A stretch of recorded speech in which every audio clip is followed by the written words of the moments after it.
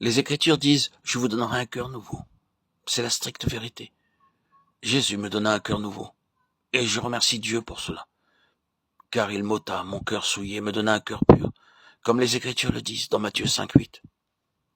Heureux ceux qui ont le cœur pur, car ils verront Dieu. Seul Dieu peut donner un cœur pur. Vous pouvez essayer comme vous voudrez, votre impureté intérieure ne s'en ira jamais par votre propre effort.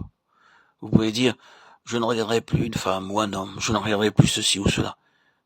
Mais vous ne réussirez pas. Vos pensées s'en vont et vagabondent tout le temps. Mais par l'Écriture, nous savons qu'un cœur pur peut nous être donné. Il n'a fait aucune différence entre nous et eux, ayant purifié leur cœur par la foi. Acte 15, 9. Dieu nous donne un cœur pur.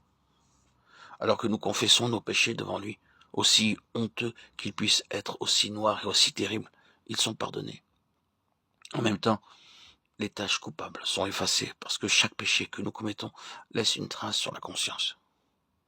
Dieu a mis un enregistreur dans chaque personne. Chaque pensée, qu'elle soit bonne ou mauvaise, est enregistrée. Ce que je pense est enregistré dans ma conscience. Ce que je dis est aussi enregistré dans ma conscience. Je peux aussi la faire taire. Mais le temps viendra où je commencerai à être troublé par une conscience souillée. J'ai vu beaucoup de personnes troublées sur leur lit de mort par une conscience souillée. Elles se rappelaient ce qu'elles avaient dit et fait des années auparavant. Alors elles pleuraient. Faites quelque chose, s'il vous plaît. Faites quelque chose, que ce soit des œuvres de le jeûne ou la prière. Mais trop tard.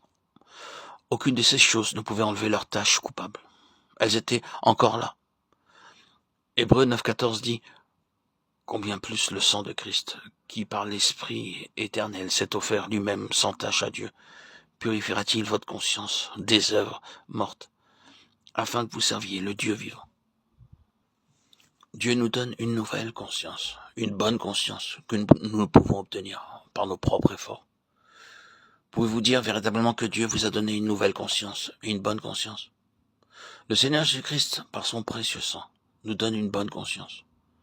Nous en avons la preuve par notre hardiesse à entrer dans la présence de Dieu. Supposez que vous ayez dit quelque chose de faux contre quelqu'un. C'est une chose courante, car nous continuons à bavarder et à parler. Maintenant, imaginez que la personne dont vous médisez entre alors que vous parlez d'elle.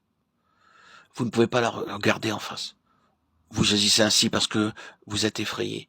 Vous avez une mauvaise conscience. Pouvez-vous alors parler à Dieu avec une mauvaise conscience? Impossible. Mais quand nous avons une bonne conscience, nous pouvons parler avec lui librement. Nous pouvons aller vers lui n'importe quand, n'importe où, et lui parler, comme à un ami, parce qu'il nous a rendu une bonne conscience.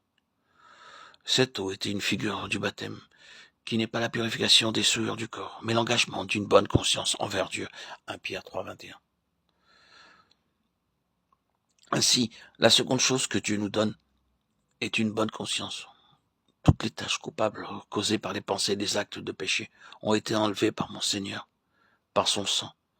La hardiesse et la liberté avec lesquelles nous serons en sa présence en sont la preuve.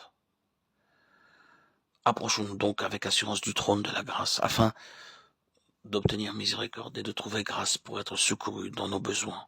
Hébreux 4, 16.